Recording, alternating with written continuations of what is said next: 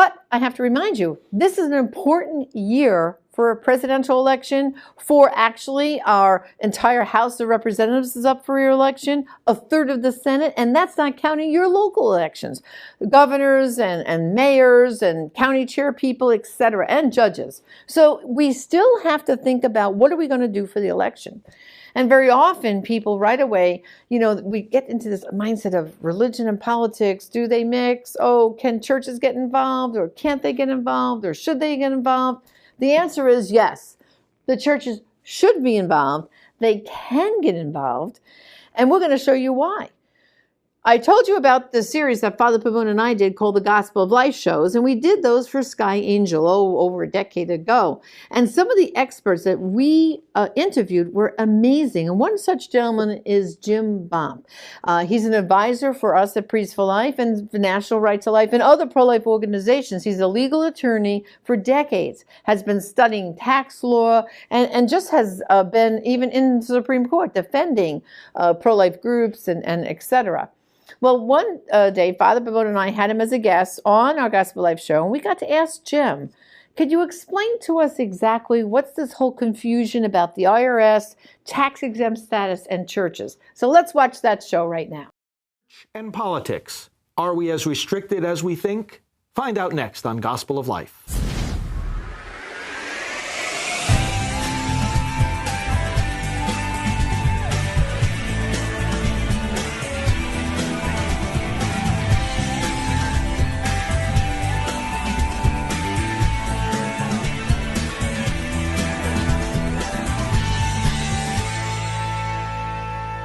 Hello, I'm Reverend Frank Pavone, Director of Gospel of Life Ministries. Welcome to our program. I'm joined by Janet Morena, our Associate Director. The purpose of this program is very simple, to let you know that the church can do a whole lot more than most of us think it can when it comes to politics and elections. And there's a lot that is not getting done simply because we tie ourselves up in knots of our own making, fears, misunderstandings of the law, and unfortunately, we're subject to some pretty bad advice that's going around being given to pastors and bishops and churches regarding what the law says about what we can do. In this segment, besides the conversation that Janet and I will have, you will hear and see a clip from the nation's foremost expert on this area of tax law, James Bopp, who is legal counsel for such groups as National Right to Life and also assists us at Gospel of Life Ministries with his legal expertise. So, Janet, we have seen across the country so many pastors thinking that they cannot say things about abortion just because it's a political issue.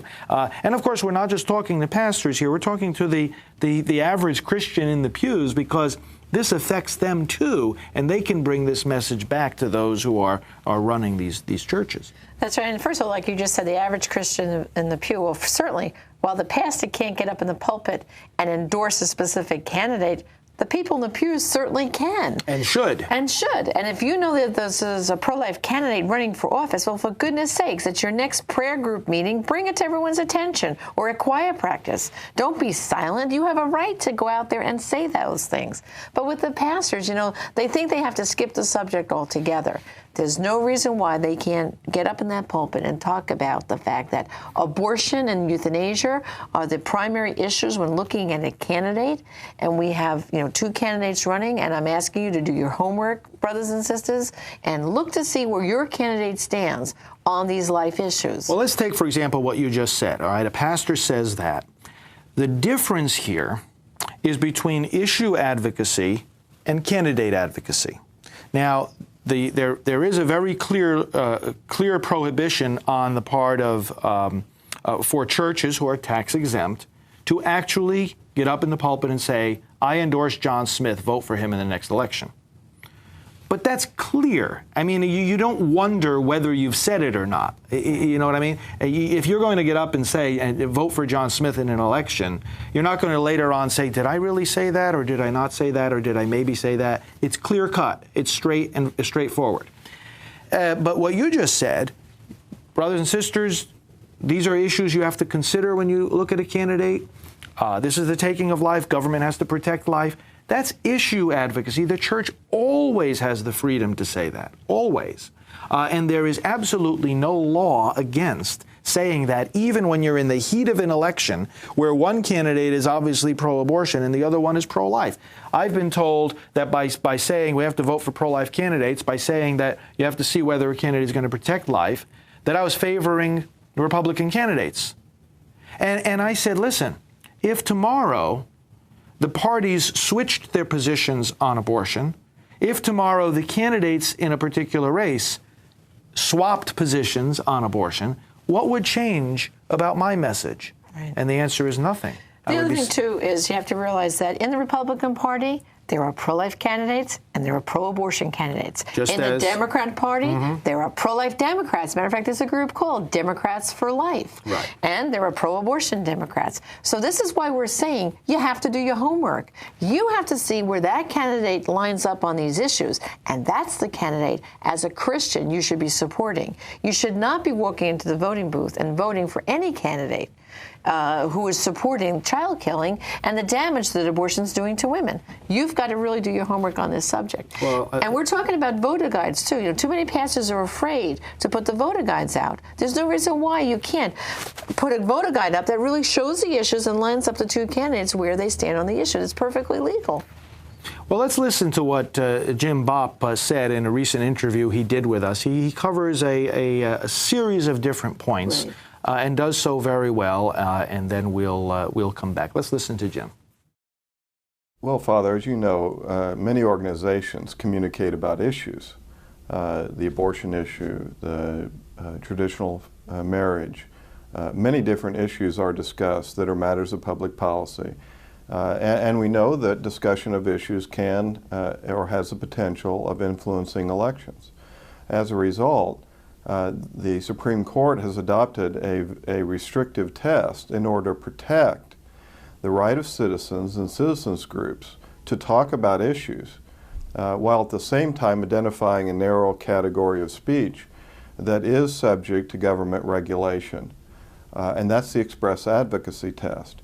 And so what that means is that people and organizations are free to discuss issues that concern them, free to discuss what governmental officials are doing about those issues in office, or the positions of candidates on those issues, as long as they do not expressly advocate the election or defeat of a clearly identified candidate. When you do that, and you're a group, certain federal election laws apply. Well, I just mentioned the express advocacy test that has been applied by the U.S. Supreme Court to federal and state election laws in order to protect our ability to discuss issues. Unfortunately, there has not been similar court decisions in the area of the Internal Revenue Code. So the Internal Revenue Code, with respect to limiting the ability of charities to engage in political intervention, which they are prohibited as C3s from doing. The IRS standards, at least as they articulate them, are broader and vaguer. It's more difficult for the average citizen or the average group or church to understand. Therefore, it is necessary, and there have been efforts to try to get the IRS to adopt more bright lines so that citizens will know, and churches and organizations that are exempt under 501c3 will know when they are engaged in an activity that intervenes in a political campaign. So there is some vagueness there. There's some what we call overbreadth. That is, the standards that are used are hard to understand and hard to apply. But there's also some good news in terms of the very limited circumstances in which the IRS has enforced these rules. Even though their standards seem to be broader and vaguer, the IRS has been very reticent to apply these standards as broadly as people might interpret their standards to be. In fact, the only circumstances in which churches have lost their tax-exempt status for having intervened in a political campaign is when they have used church money and given it to a candidate, when they have passed the hat at a church service to raise money for a candidate, or when church funds have been used to expressly advocate the election or defeat of a candidate. You know, these are very narrow circumstances. People can understand that you should not give money, church money, to a candidate, and you should not say vote for, use church funds to say vote for or against a candidate. So these are really the narrow circumstances when the IRS has actually sought to enforce its political intervention rules. There's a lot of activities that churches can do that really the enemies of people of faith try to intimidate churches from participating in. Things like discussing the abortion issue in the context of an election, or having a public official come to a church service or a candidate be introduced or speak, of course, without the candidate being endorsed, or distributing nonpartisan voter guides where the positions of candidates are simply explained. All of these activities are ones that are well protected under the First Amendment. In no case has the IRS removed the tax-exempt status of any church for having engaged in these activities. But they are activities that people who are the enemies of people of faith, who want to preclude people of faith from participating in our democratic process, often try to get churches not to do. That's really not justified. The Catholic Church generally has taken a very restrictive view on what is allowed in terms of candidates and issues and activities associated with the Catholic Church. Some people fear that if there would be one priest in one parish that would do something that the IRS would consider to be political intervention, that the entire Catholic Church would have its tax-exempt status removed. I think this fear is really unjustified. The IRS takes a very restrictive enforcement view of the circumstances in which they will pursue political intervention. And the idea that the entire Catholic Church would have its tax-exempt status removed, I just think is beyond the pale. A Catholic priest in a pulpit, or any minister in a pulpit, has quite a wide range of things that they could talk about in the context of elections. Certainly, a Catholic priest could discuss important moral issues and what is the appropriate position that people should have on those moral issues. It would be appropriate to discuss the positions of candidates on issues and whether or not they comply with the position of the Church, whether or not public officials in their conduct in office have acted in a way consistent with the teachings of the Church. These are all things that can be discussed. And finally, a Catholic priest could explain the moral imperatives of how people should vote. That is, that they should vote for candidates whose positions are in accordance with Catholic teaching. You know, as we know, there are groups that want to communicate to parishioners about the positions of candidates on issues. You know, some people in distributing literature at parishes do so on public sidewalks or public thoroughfares. The First Amendment to the U.S. Constitution applies directly to that activity. That is, people have a constitutionally protected right to stand on public sidewalks or on public thoroughfares and engage in communicative activities such as distributing leaflets or brochures. As long as the people do not obstruct traffic, either car traffic on the thoroughfare or pedestrian traffic on the sidewalks, they have an absolute right to be there and to distribute literature. And it would be a violation of those rights for anyone to interfere with that activity. So Jim shows in that interview not only what some of the principles are behind the laws and the IRS guidelines, but also how terribly and unnecessarily fearful some pastors are. That's right. And we really want to release them from those fears. That's right. We want to say to them, first of all, you know, Show me the churches that have lost their tax-exempt status because they've distributed literature in the parking lot or outside of church. The answer is there aren't any. There aren't any, And so it's this false fear. It's not like it's not like we can point to, look at these 10 churches that lost their tax-exempt status because they gave out literature. No, it doesn't exist. And it's almost like a biblical obligation here to preach the truth and inform your people because, you're responsible for the informed consciences of your congregation. And if you're not speaking out, you're going to be twice judged one day by the Lord Jesus. Well, see, this brings up an important point. Many pastors are afraid of lawsuits. But how come they're not more afraid of the judgment of God? Right. Many are afraid of displeasing, the ACLU or somebody that they imagine is going to bring a lawsuit against them. Why aren't they afraid more of the consequences of not doing something that God has clearly commanded us to do, which is to teach His people and to form them and send them out as disciples and change society? They need to think about eternity, because by displeasing the Lord Jesus, they're affecting where they're going to be in eternity. That's much more monumental than a lawsuit. But That's right. But the point we're making is lawsuits aren't going to happen. That's right. Jim tells a story about a particular group, Christian organization, that was speaking out on elections and was at a certain point told that it had gone too far, that it had intervened in a political campaign. They were accused of that by the IRS. So the IRS said, you have to pay us several $100s, as the case was, in taxes. So they decided that they would send the check, but then that they would ask for a refund. And the reason for asking for a refund is this: if they failed to send the check, the IRS could sue them. If they asked for a refund and they didn't get it, they could sue the IRS. And they wanted to sue the IRS so that in court, these various guidelines could be even better clarified and specified. Well, guess what happened when they asked for the refund? The IRS sent the refund. They sent it back. They sent the money back. They said, "Oh, it's okay. You can keep your money."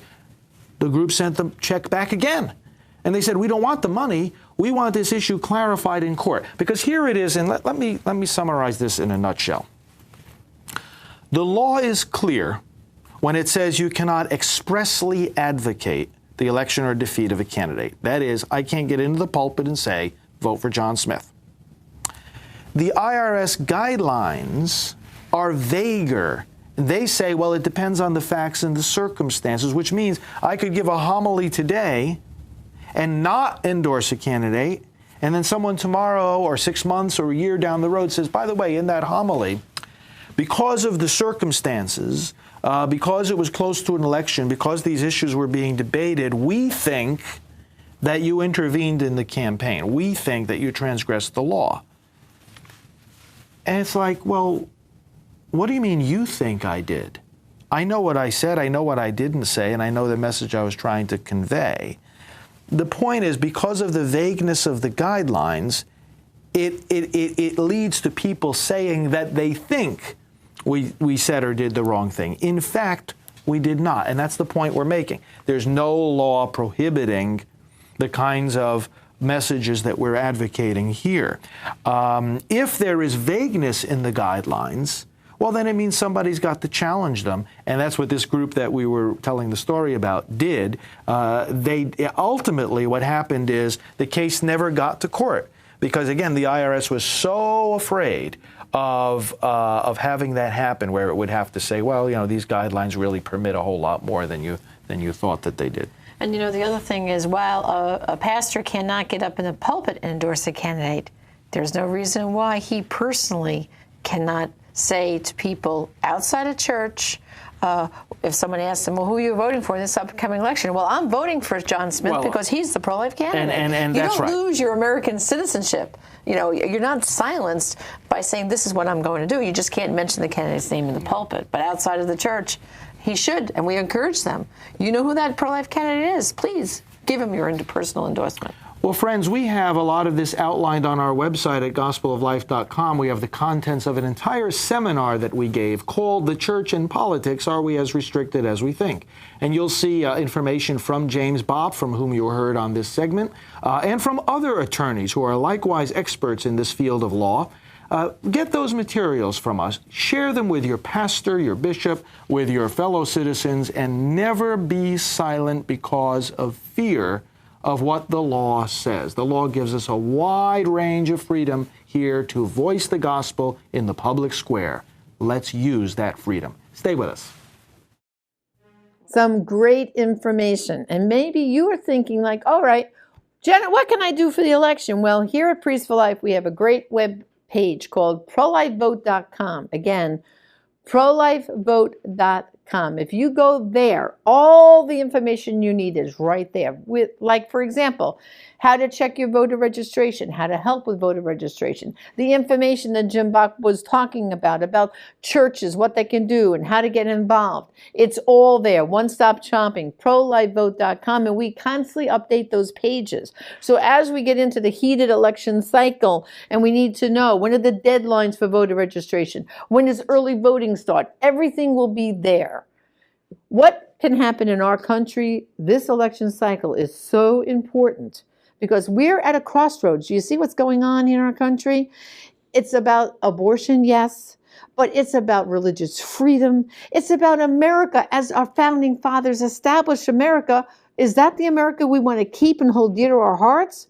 Or do we want to see us go into the direction of being a socialist country? I don't think so. So this election is really important. You all have to be involved. And even in quarantine right now, you can be involved. And we can start with voter registration. We have great ideas of how you can get involved. And we have a person here at Priests for Life hired exclusively to deal in helping you get involved. His name is Byron White. You can go to prolifevolunteer.com, fill out that form. Byron will be in touch with you, and you can join our Priests for Life team. Well, right now, I want to put together, I think, an exciting little video presentation we have to help you realize of what Priests for Life is doing for this election cycle. So stay with this. Priests for Life has leading influence in two areas of the elections, the Catholic vote and the pro-life vote. There are some 70 million Catholics in the United States, and significant portions of some of the key swing states are Catholic. For instance, Wisconsin, 25%, Pennsylvania, 24%, Florida, 21%, and Michigan, 18%. In both of his elections, President Obama won the Catholic vote, but in 2016, President Trump won it by a 52 to 45% margin. Catholics who practice their faith are highly motivated by the abortion issue. Moreover, statistics show a significant portion of voters overall placing high importance on this issue, and among those who do, voting pro-life by a 2-to-1 margin. Father, I think that when we do see the final vote, the real truth someday, maybe not in our earthly world, but in the next one, we'll find that you won the presidential election, Father.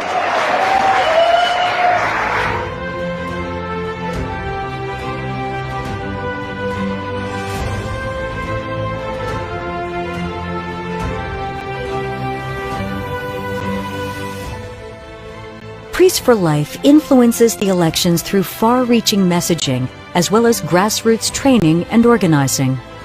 And if a public servant cannot tell the difference between serving the public and killing the public, they do not belong in public office.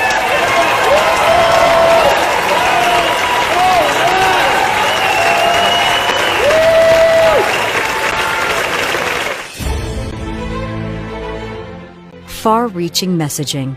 We broadcast live programming daily on many online channels.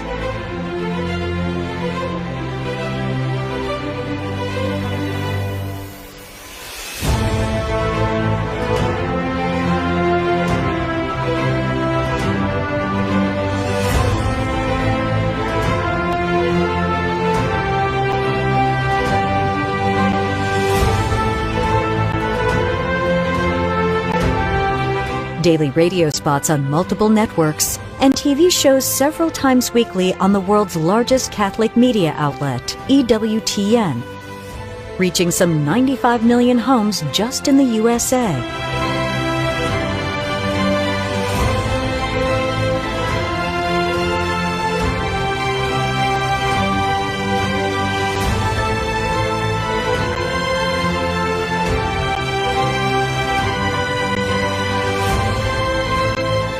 This programming has taught and inspired citizens to vote pro-life for decades.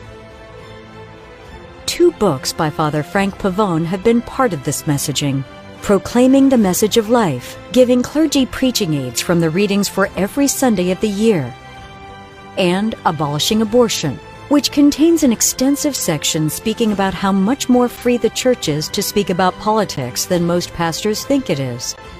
In the present climate of President Trump, of course, the churches have even less reason to be afraid to speak out. The messaging of Priests for Life comes also through the non-stop travels of the pastoral team to churches, schools, and pro-life and conservative events from coast to coast several times a week. The team is comprised of powerful voices such as evangelist Alveda King, Dr. Teresa and Kevin Burke, founders of Rachel's Vineyard, and Janet Morana, co-founder of Silent No More.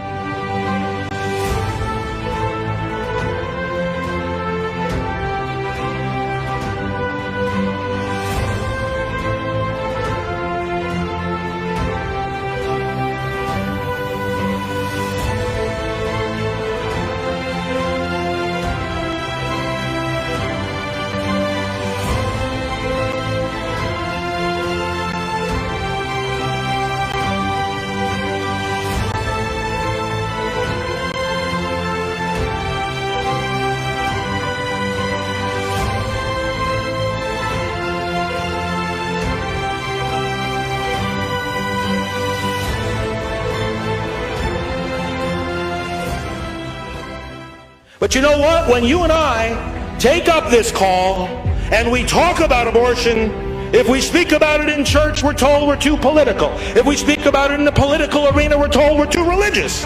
If we speak about it in the world of the media, it's too disturbing. In the world of business, it's too distracting. In the world of education, it's too controversial. In the streets, it's too disruptive. So abortion, if abortion is wrong, where do we go to say so? We go into the churches, we go into politics, into the media, into business, into education, and into the streets.